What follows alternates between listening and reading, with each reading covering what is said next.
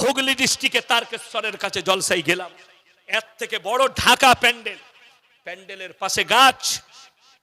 আমি স্টেজে যাবার সময় দেখলাম গাছের গোড়ায় লেপটানো আছে কি একটা ঝিকঝিকি টানা, তার গোড়ায় মাটির ঘোড়া, সেখানে মাটির ঘোড়া রাখা আছে, আগরবাতি আছে, মোমবাতি আছে। আমি স্টেজে চেপেই বললাম, বাবা তোমাদের এখানে হিন্দু মুসলিমের মহব্বত খুব গো। বলে কেন হুজুর? আমরা এইখানে হিন্দু ভাইরা পুজো করে আর তোমরা এখানে জলসা করছো। বলে হুজুর ওটা আমাদেরই। আমরা তোরা কি করিস বে? বলে এখানে পীর সাহেব আছে। আমি বললাম যুক্তি শোনো, তোমার কোনো বাপের বেটা মৌলবি থাকলে নিয়ে এসো স্টেজে। কষ্টটা ওই জায়গায় লাগে। একজন অমুসলিম ভাই, হিন্দু ভাইরা তারা মূর্তির পুজো করে, ওটা ইসলামের শিরক বলা হয়েছে, ঠিক কিনা কথা বলেন? আল্লাহ ব্যতীত অপরকে বিশ্বাস করা যাবে না। তারা করলে যদি শিরক হয়, তুমি মাটির ঘোড়া রেখে সেখানে সিজদা করছো, এটা কি করে জায়েজ হতে পারে? শুনে যান, এখানে কত ধরনের লোক আছেন জানি না, আমার এই উত্তরটা এনে দিবে। যারা আমাকে ফোনেতে গালি দেয় তাদেরও ফোন তুলি, যারা দোয়া দেয় তাদেরও ফোন তুলি। আমি আমার ম্যানেজার ফোন রিসিভ করে না, আমি নিজে করি, কোনো অসুবিধা নাই, গাল দিবেন, ওটাকে আমি দোয়া মনে করি। কিন্তু হকটা শুনে যান, যদি কবরে চাদর চড়ানো জায়েজ হতো, আল্লাহর কসম তোমার মতো টেনার চাদর নয়, আল্লাহর রসুলের কবরটা আসমান পর্যন্ত হিরেমতি মুক্ত চাদরে ঢেকে যেত। ঠিক যতগুলো মাজার পূজারি আছে কবরে সিজদা দেয়, ওই গুটকা খোর আর জিলাপি হুজুর দিকে চ্যালেঞ্জ দিলাম, খাজা বাবার একটা বই বার করো, যিনি লিখে গেছেন আমি মরে যাওয়ার পরে আমার মাজারে সিজদা দিবি, সিন্নি দিবি, চাদর চড়াবি, আমার কাছে ভালো মন্দ চাইবি, আমি শওকতের বেটা জীবনে আর বক্তব্য দেব না। আমাকে দেখাও বার করে, আমাকে দেখাতে হবে না, ফেসবুকে আপলোড করে দাও বইটা, ফেসবুকে দিয়ে দাও, জগতের লোক ভারতের লোক দেখুক, অবাক হবেন। এরা যাচ্ছে আর মাজারের চাদর চড়িয়ে আসছে, গর্ব করে বলছে আমি পাথর চাবড়িতে 2000 টাকার মাদারের চাদর চড়িয়ে এলাম। ওরে হারামখোর, চাদরটা ওই পীরের দরকার নেই, তোর ঘরের পাশে চাচির গায়ে চাদর নাই, একটা চাদর কিনে দে, আল্লাহ রাজি হয়ে যাবে। এখানে হাজী সাহেব কে কে আছেন? হাত তুলেন। এ হাজী সাহেব কেউ নেই? উমরা করে এসছেন কেউ আছেন? আছে, তাও হাত তুলবেন, ভয়ের কিছু নাই তো। আমি দলিল নিতাম, ওই হাজী সাহেব আমার দলিল।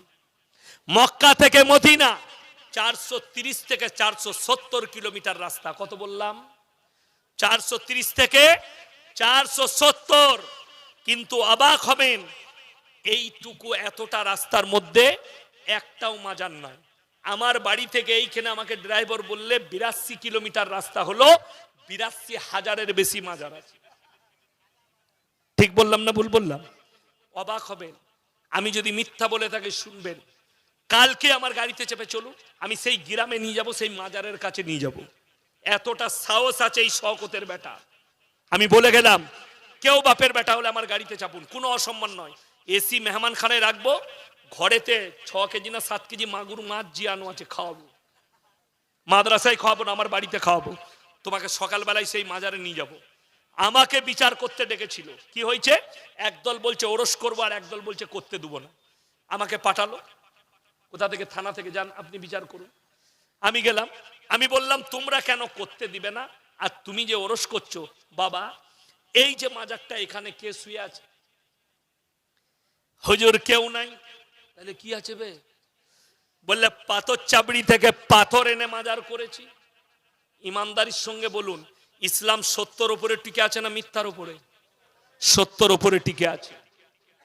যারা আমাকে ফিতনাবাজ মনে করেন, আমি ফিতনা করি না, কিন্তু কোন বাপের বেটা যদি ফিতনা করে, সে মালকে বাঁশ দিতে ছাড়ি না। কষ্টটা ওই জায়গায়। আপনি বলছেন ইসলাম সত্যর উপরে টিকে আছে, যে মাজারে শুধু পাথর ভরা আছে, সেখানে কার কাছে আপনি চাইছেন? পাথরের কাছে।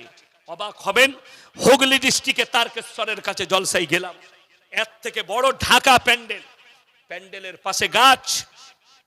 আমি স্টেজে যাবার সময় দেখলাম গাছের গোড়ায় লেপটানো আছে কি একটা ঝিকঝিকি টানা, তার গোড়ায় মাটির ঘোড়া, সেখানে মাটির ঘোড়া রাখা আছে, আগরবাতি আছে, মোমবাতি আছে।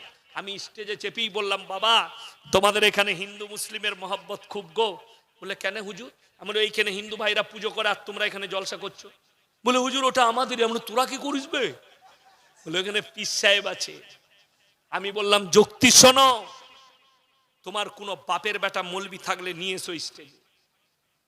কষ্টটা ওই জায়গায় লাগে, একজন অমুসলিম ভাই, হিন্দু ভাইরা তারা মূর্তির পুজো করে, ওটা ইসলামের শিরক বলা হয়েছে, ঠিক কিনা কথা বলেন? আল্লাহ ব্যতীত অপরকে বিশ্বাস করা যাবে না। তারা করলে যদি শিরক হয়, তুমি মাটির ঘোড়া রেখে সেখানে সিজদা করছো, এটা কি করে জায়েজ হতে পারে? শুনে যান, এখানে কত ধরনের লোক আছেন জানি না, আমার এই উত্তরটা এনে দিবে। যারা আমাকে ফোনেতে গালি দেয় তাদেরও ফোন তুলি, যারা দোয়া দেয় তাদেরও ফোন তুলি। আমি আমার ম্যানেজার ফোন রিসিভ করে না, আমি নিজে করি, কোনো অসুবিধা নাই, গাল দিবেন, ওটাকে আমি দোয়া মনে করি। কিন্তু হকটা শুনে যান, যদি কবরে চাদর চড়ানো জায়েজ হতো, আল্লাহর কসম তোমার মতো টেনা চাদর নয়, আল্লাহর রসুলের কবরটা আসমান পর্যন্ত হিরেমতি মুক্ত চাদরে ঢেকে যেত, ঠিক কিনা? রসুলের কবরে জায়েজ নেই, পৃথিবীর আর কোন মৌলবি মোল্লা পীর ফকিরের কবরের জন্য জায়েজ হতে পারে না। আল্লাহর রসুলের কবরে সিজদা নেই, পৃথিবীর আর কোন মৌলবি মোল্লা পীর ফকিরের কবরের জন্য সিজদা জায়েজ হবে না। আল্লাহ রসুলের কবরে ভালো মন্দ চাইতে পাবে না, পৃথিবীর আর কোন মৌলবি মোল্লা পীর ফকিরের কবরে ভালো মন্দ চাওয়া যাবে না। ইমানদারির সঙ্গে বুঝবেন, বাড়িতে যাদের কোরআন শরীফ আছে, মানে কোরআন, কি কোরআন বললাম? মানে কোরআন খুলবেন। আমাকে গালি দেওয়ার আগে আপনি যে কবরে চাইছেন, গাছের গুড়ায় চাইছেন, আমার আব্বাজি মৌলানা শওকত আলী সাহেব, চিনেন না? চিনেন না?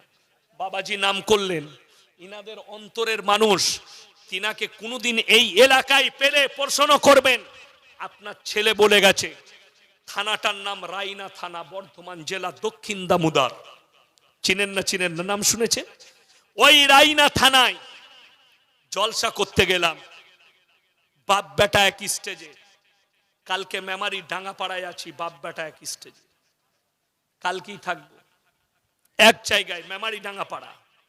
শুনেন, জলসা করতে গেছি, মাগরিবের নামাজ পড়লাম মসজিদে। মসজিদের পাশে একটা শেওড়া গাছ, গুড়াতে মাজার করা আছে। একজন বসে তাবিজ লেখছে, মসজিদে ফরজ নামাজ হচ্ছে, সে হারামখোর নামাজ পড়লো না। আমি নামাজের পরে জিজ্ঞেস করলাম যে আপনাদের হুজুর নামাজ পড়লে না? একজন বললে হুজুর মনে মনে নামাজ পড়ে। আমি তোর মনের বীজ মারবো আজকে আমি জলসা। স্টেজে চেপি আমি বলতে শুরু করেছি, একজন কমিটি এসে বললে হুজুর অন্য আলোচনা করুন। আমি বললাম তাহলে আমাকে নেমে যেতে হবে, আমি এইটাই করব। যদি সে বাপের বেটা হয়, তাকে স্টেজে নিয়ে এসে আমার সঙ্গে মোকাবেলা করবে। সে যে নামাজ পড়েনি, হাদিসটা শুনে যান, আপনার চোখ দিয়ে পানি আসা দরকার। পৃথিবীর যিনি শ্রেষ্ঠ ব্যক্তি, রাসূল আকরাম সাল্লাল্লাহু আলাইহি সাল্লাম, বুখারী শরীফের হাদিস, শেষ জিন্দেগি, শেষ ওয়াক্তের নামাজ, তিনি দুজনের সাহাবীর কাঁধে হাত রেখে পাগুলো ছেঁচুড়ে ছেঁচুড়ে নিয়ে গেলেন, আর নবীজি নামাজ আদায় করলেন। এই হালতেও রসুলের নামাজ মাফ হয়নি, আর এই হারামখোর বলছে মারিফত পেয়েছি, নামাজ মাফ হয়েছে। একে ঝাঁটা জুতো মারুন, যারাই বলবে মারিফত পেয়েছি, এদিকে ঝাঁটা জুতো মারুন যারা বলছে নামাজ মাফ হয়ে গেছে। আজকে তো সমাজে একটা চর্চা হয়ে গেছে, কাদের? ভণ্ডদের। পিন না ধরলে জান্নাতে যাওয়া যাবে না, কত বড় গুমরাহি কথা। উকিল, আচ্ছা যে বলছে উকিল ধরতে হয়, তবে যদি আমার বাপ জজ হয় তাহলে আমি কাকে ধরবো? কথাটা বুঝতে পেরেছেন না পারেন? একজন আমাকে যুক্তি দিচ্ছে, গাছে চাপতে গেলে ডাল ধরতে হয়। সত্যি কথাই, গাছে চাপলে ডাল ধরতে হয় না? হয় না? তো তুমি যদি রসুলকে পেতে চাও তাহলে পিঠ ধরে ধরে যেতে হবে। আমি বললাম হ্যাঁ ভাই, ডাব গাছে চাপলে কাকে ধরবি? কথাটা বুঝতে পেরেছেন না পারেননি? এই ডাব গাছে চাপলে ডাল ধরতে হয়। হ্যাঁ, ডাল কোথায় পাবে? বলছে ছাদে চাপলে সিঁড়ি দিয়ে চাপতে হয়। তাকে জিজ্ঞেস করো, যে বিল্ডিংটায় লিফট আছে সেটা কি করবি? সুইচ মারলি তো ওপরে। এরপর আমাকে যদি বলেন হুজুর গল্প লয়, কোরআনের দলিল দেন, আল্লাহর কসম তোমার 14 পুরুষ এই দলিল কাটতে পারবে না। সূরা সিজদা, সকলে জোরে বলুন সুবহানাল্লাহ। কোন সূরা বললাম? সূরা সিজদা। তাতাজাফা জুনুবুহুম আনিল মাদাজি ইয়াদউনা রাব্বাহুম খাউফান ওয়া তামা। আচ্ছা, কোন ছেলে আর মেয়ে প্রেম করলে কোথায় করে? বলে হ্যালো তো বুলবুলি তোরাই বাস স্ট্যান্ডে আসবি, সবার সামনে তোকে আমি আই লাভ ইউ বলবো, এরকম কেউ করে? কোথায় করে? শুনেলেন অরিজিনাল প্রেমটা কোথায় হয়? সবাই ঘরের ঘুমিয়ে যায়, ও ঘুমিয়ে যায়, তখন ফোনটা লাগায়, তোমাকে না পেলে আমি মরে যাবো, ওইটা কিন্তু অরিজিনাল প্রেম। কথাটা বুঝতে পারেননি? চলুন কোরআন কি বলছে। হে আমার নবী বলো, পৃথিবীর সবাই যখন নিদ্রায় চলে যাবে, যারা আমার সঙ্গে প্রেম করতে চায়, ডাইরেক্ট আমার সঙ্গে যারা সম্পর্ক করতে চায়, তারা তখন নামাজের পার্টিতে আসবে, আমার কাছে নিরালাতে কান্নাকাটি করবে, ডাইরেক্ট আমার সঙ্গে সম্পর্ক হবে। জোরে বলুন সুবহানাল্লাহ। হ্যাঁ, আপনি পেরিয়ে যাচ্ছেন, বহারে কোন আল্লাহর ওলির কবর আছে, আপনি জিয়ারত করুন।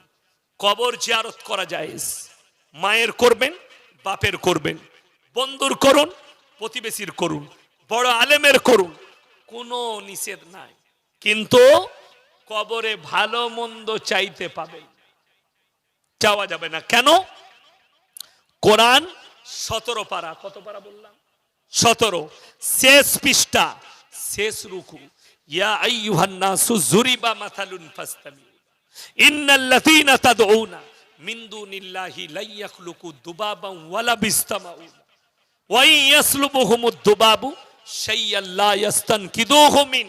হে নবী বলে দাও, হে পৃথিবীর মানুষ, তোমরা যাদের কাছে ভালো মন্দ চাইছো তাদেরকে জিজ্ঞেস করো, তারা একটা মাছি পর্যন্ত সৃষ্টি করতে পারে না। মাছি সৃষ্টি তো দূরের কথা, মাছি যদি তাদের কাছ থেকে কোনো জিনিস ছিনিয়ে নিয়ে যায়, সেটা উদ্ধার করার মতো ক্ষমতা নাই। তারা হচ্ছে শক্তিহীন, আর আমি আল্লাহ হচ্ছে পৃথিবীর শক্তিশালী রব। জোরে বলুন সুবহানাল্লাহ। বড় কষ্ট। আজকে এই হাদিসুন নিসাই সমাজ শেষ হয়ে গেল। আপনি মনে করেছেন কে বললে দোয়া করা যাবে না? বাপ মারা গেছে, যে কোনো দিন দোয়া করি, করা যাবে না? যাবে না। আমরা মসজিদে বাপের জন্য দোয়া করি না? করি না। তাহলে 40-এর কোথায় পেলেন? আমাদের দেশে খানা হয়, 40 দিনে মিলাদ হয় না? হয় না? মিলাদ করছে, শুধু মিলাদ নয়, বাইক নিয়ে 1 সপ্তাহ আগে বেরিয়েছে দাওয়াত দিতে, খালার ঘরে যাচ্ছে, খালাকে, ফুফুকে, বুনাইকে, বোনকে, মামাকে, মামিকে, এমন ভাবে দাওয়াত দিচ্ছে মনে হচ্ছে ওর বাপের বিয়ে। কষ্টটা ওই জায়গায়, আপনারা জানেনই না। এই দেখবেন আমাদের বর্ধমান জেলাতেই আছে, আমি থানার নাম করব না, লোক মরে গেলে তার ঘরের গোয়ালের গরু জবাই করে খায়। খায় না? খায় না অনেক জায়গায়। শুনেলেন হাদিসটা, যার বাড়িতে মাইয়াত হবে, রাসূলের হাদিস, 3 দিন তার বাড়িতে চুলা জ্বলতে দিও না, এটা প্রতিবেশীর হক। যে মারা গেছে তার বাড়ির যদি খানা রান্না হয়, এটা শরীয়তে জায়েজ নাই। মুফতির কাছে কালনায় গিয়ে ফতোয়া নেবেন, 3 দিন তার বাড়িতে চুলা জ্বলতে দিও না।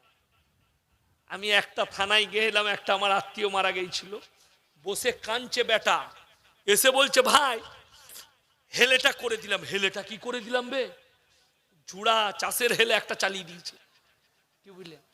আবার মেহমানরা সব খেয়ে নিয়েছে, আমি তো লাস্টেই বাড়ি এলাম, খুব কাছের আত্মীয়।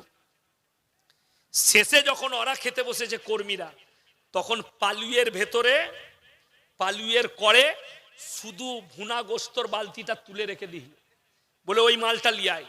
এমন এদের আইটেমটা দেখি সবারই আলু গোস, ওদেরটা শুধু গোস, পাশা পড়ে গেছে। কত খাবি খা, বড় কষ্ট লাগে। আমাদিকে বললে বলে এরা মেয়েদের জন্য বলে, তুমি পরিবর্তন আনতে পেরেছো তোমার সমাজে? তোমার জানা নেই। মায়েরা যারা আমার বয়ান শুনছেন, আজকে হাদিসটা শুনে যান। আজকে বড় কষ্ট লাগে। অধিকাংশ 100টার মধ্যে হাদিসে যেটা আছে, বেশিরভাগ মেয়ে জাহান্নামে যাবে, তার নাম্বার 1 কারণ হচ্ছে স্বামীর অবাধ্যতার কারণে। এটা জানা নাই অনেকে। স্বামীর অবাধ্যতার কারণে বেশিরভাগ মহিলা জাহান্নামে যাবে। চলুন আজকে বাজারে যাই, এটাতে দোষ আমাদেরও আছে।